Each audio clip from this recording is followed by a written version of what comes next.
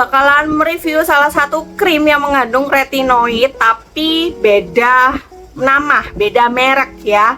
Yang dulunya kita itu sering kita jumpai itu adalah Vitasit, dan hampir videoku dari bawah awal mula bikin video ini itu tentang Vitasit. Tapi hari ini kemarin aku menemukan krim yang kandungannya ada kandungan retinoidnya, dan ini tuh lebih, menurut aku itu lebih gentle ya bagi kalian yang kepingin nyoba retinoid. Tapi disclaimer di sini, retinoid itu memang kandungan bahan aktif ya. Jadi retinoid ini itu tidak boleh dipakai semaunya sendiri, harus dengan resep dokter.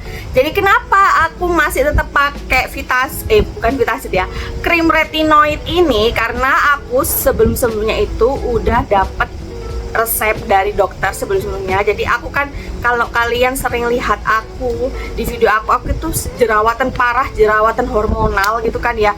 Jadi disarankan sama dokter spesialis kulit aku itu harus pakai retinoid gitu.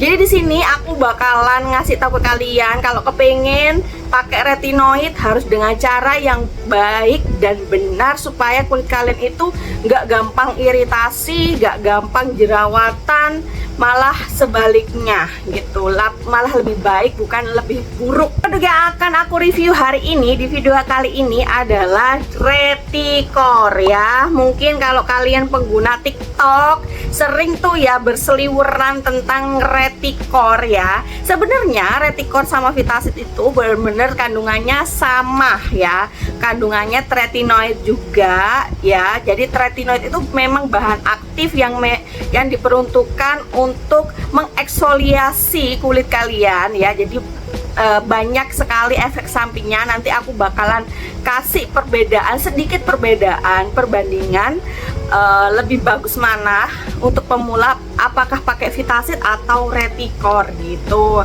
Oke, untuk packagingnya dia seperti ini ya. Dia punya dua varian, yaitu yang krim sama yang gel ya.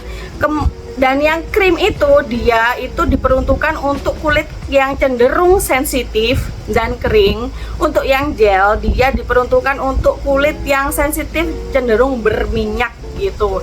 Tapi yang sering aku jumpai di apotik itu yang varian krim. Kalau gel itu jarang banget aku jumpai. Perbandingannya antara Vitasit ini sama si Retikor ini, apa perbandingannya? Dari kandungannya memang sama, tapi untuk konsentrat ataupun persentasenya itu berbeda.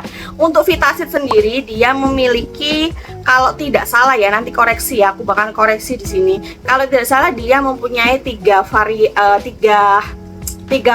persentase ya. Yang paling rendah sekali itu yang 0,25%, kemudian yang agak sedikit yang di tengah-tengah itu kalau nggak salah 0,1%, baru yang agak sedikit tinggi itu adalah 0,5%. Sedangkan yang Retikor ini dia hanya mempunyai persentase aja, yaitu 0,25% ya. Dan perbedaan kandungan dari Vitasit dan Retikor ini ya, Retikor yang aku pegang ini salah satunya, kalau Vitasit ini memang pure, dia mengandung retinoid tanpa ada kandungan-kandungan tertentu di dalam krim tersebut. Sedangkan si Retikor ini dia ada kandungannya, tambahan kandungan, yaitu pantenol ya. Jadi buat kalian yang benar-benar kulitnya benar-benar sensitif banget nih, aku sarankan lebih proper pakai si Retikor. Tapi sebelum itu aku bakalan review pemakaianku, perubahan atau pemakaianku, apakah ada efek samping setelah memakai si Retikor ini. Dari segi kandungan lebih bagus yang Retikor memang, karena ada kandungan pantenol. Jadi kandungan pantenol itu fungsinya untuk meredahkan area-area yang sensitif ya, seperti jerawat, kemudian kulit kemerahan dan sebagainya. Segi tekstur sendiri ya, Retikor ini dia lebih creamy banget ya, lebih ringan, nggak padat banget seperti Vitasit ya. Tuh, dia lebih creamy banget, dan menurut aku dia gampang diserap kulit dan nggak bikin keset gitu loh. masih ada kayak sensasi kayak lembab gitu di kulit ya. Tapi aku tidak sarankan kalian pakai untuk pemula nih ya, untuk pemula kalian pakai Reticor ini hampir setiap hari ya. Aku nggak sarankan ini karena kalian bakalan memiliki efek samping tertentu ya. Biasanya tuh kulit terbakar, kemerahan, perih, jerawat, mendem, karena memang ini tuh fungsinya untuk membuka pori-pori kulit kalian dari dalam, membersihkan gitu, dikeluarkan gitu. Fungsi dari si retinoid ini, meskipun dia ada pantenolnya, aku tidak menyarankan kalian untuk pakai setiap hari ya. Jadi gimana cara makainya? Kalian cukup pakai seminggu sekali ya. Kalau dirasa kulit kalian itu sudah oke nih, nggak ada efek samping atau apa, pemakaiannya bisa ditambah menjadi seminggu 2 kali dan seterusnya seperti itu. Selagi kulit kalian itu nggak ada, maksudnya tidak ada ataupun tidak memiliki efek samping yang aku sebutkan lagi. Tapi ini efek samping pada umumnya ya, yang sering aku alami selama aku pakai retinoid. Buat kalian yang pemula kalau kepengen pakai retinoid, jadi retinoid memang itu kandungan yang memang the best ya dari beberapa skincare ya. Jadi kalian cuman punya satu ini aja udah cukup. Kalian cuma punya satu ini aja ya, kalian itu udah cukup memenuhi kebutuhan kulit kalian ya. Mulai dari kulitnya itu yang kerutannya itu berkurang, jerawatnya berkurang, kemudian yang kulit-kulit yang bopengnya itu bisa naik 1 tingkat lebih baik gitu kan ya. Cuman memang kalian harus hati-hati dengan efek sampingnya seperti itu ya.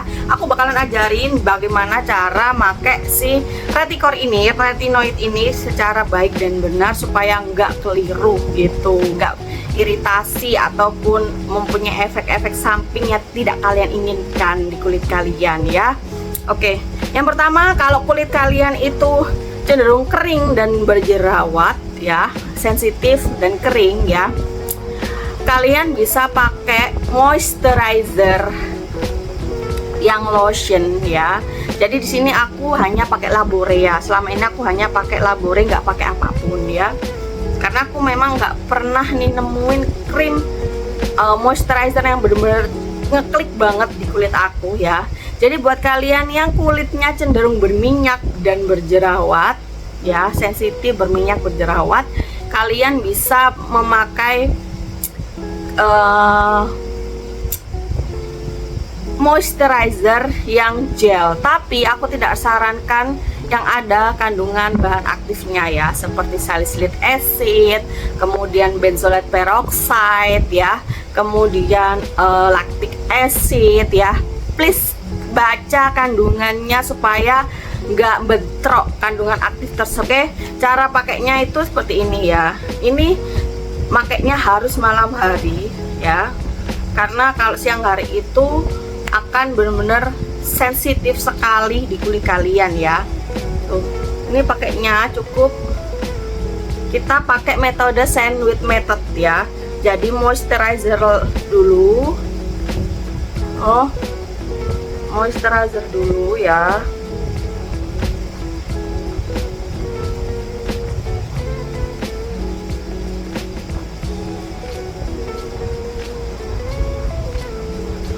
Udah, habis itu kalian pakai si retinoid ini ya. Cukup dengan 1 biji jagung seperti ini ya.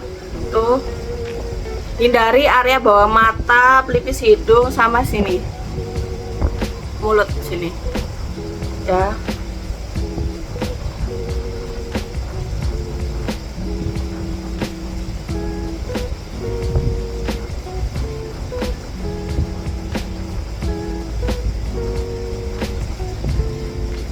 Udah, setelah itu sudah selesai, baru kita pakai moisturizer lagi ya. Tahapannya seperti sandwich, memang moisturizer dulu, kemudian reticor ini, kemudian moisturizer lagi gitu.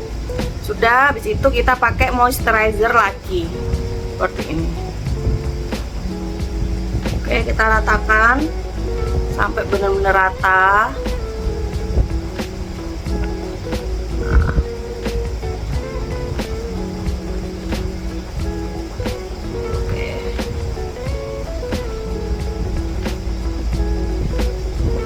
ya, gini dan aman. Pakainya harus di malam hari ya. Kalau di siang hari kalian harus pakai sunscreen. Aku sarankan sunscreen yang memang khusus untuk kulit sensitif dan berjerawat ya. Aku sarankan ke physical sunscreen ya. Kalau physical sunscreen kalian bisa pakai ya, kalau bingung nih merek apa nih physical sunscreen yang bagus, aku rekomendasikan Amaterasan. Itu benar-benar bagus banget dan benar-benar memproteksi banget dan nggak bikin kulit itu tersengat gitu loh, kayak nggak bikin kayak cenut-cenut gitu kalau kena sinar matahari. Jadi aku bakalan share pengalaman aku gimana aku pakai si Reticor ini selama 2 minggu ya. Oke, karena Reticor ini diklaim bisa untuk pemula ya, karena ada kandungan alatoin ya, pantenol, sorry, ada kandungan pantenolnya ya, jadi lebih bagus lah ya, lebih bisa memproteksi kulit kita dari hal-hal yang sensitif tadi. Cuman yang aku rasakan di kulit aku itu di awal pemakaian ini, aku PV aku pakai setiap hari ya, karena sebelumnya aku memang sudah terbiasa nih pakai tretinoid ya. Udah berapa tahun, sekitar 5 atau enggak 6 tahun gitu pakai Vitasid gitu kan ya.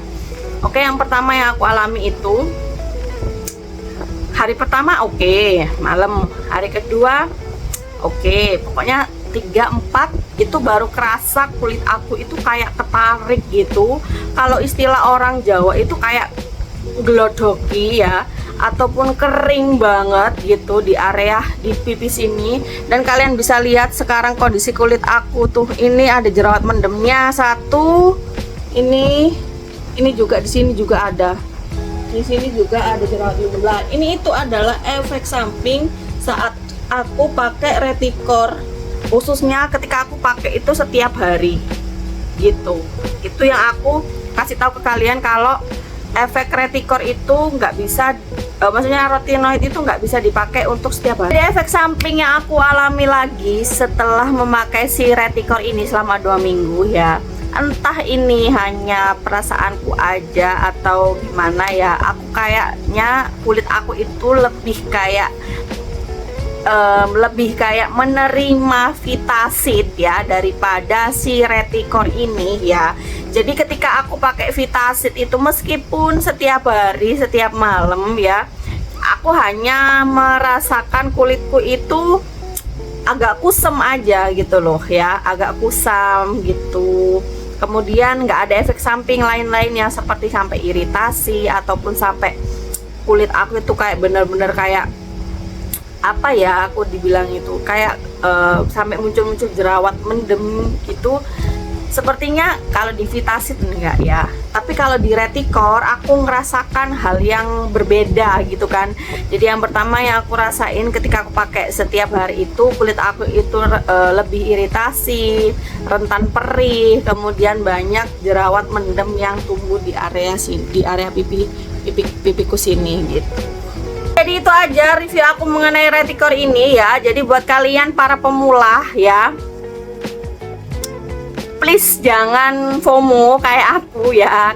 Kayak aku ini FOMO ya, karena aku sering berseliweran di TikTok katanya bagus banget untuk pemula, nggak ada efek samping yang dar-der-dor. Tapi nyatanya di kulit aku itu ya lumayan kaget juga kulit aku gitu kan ya. Jadi meskipun aku sudah pakai retinoid selama 6 tahun, tetap kaget juga kulit aku ketika berganti atau beralih ke merek yang lain, meskipun dengan kandungan yang sama dan ada kandungan yang berbeda, yaitu pantenol gitu aja sih kandungannya gitu. Harusnya kan kalau Reticor ini kan harusnya lebih kalau di kulit aku ya, harusnya kan lebih smooth, lebih enak, lebih nggak ada efek sampingnya gitu loh. Tapi ketika aku pakai ternyata cukup kaget juga, efek sampingnya sangat-sangat bikin aku shock gitu loh.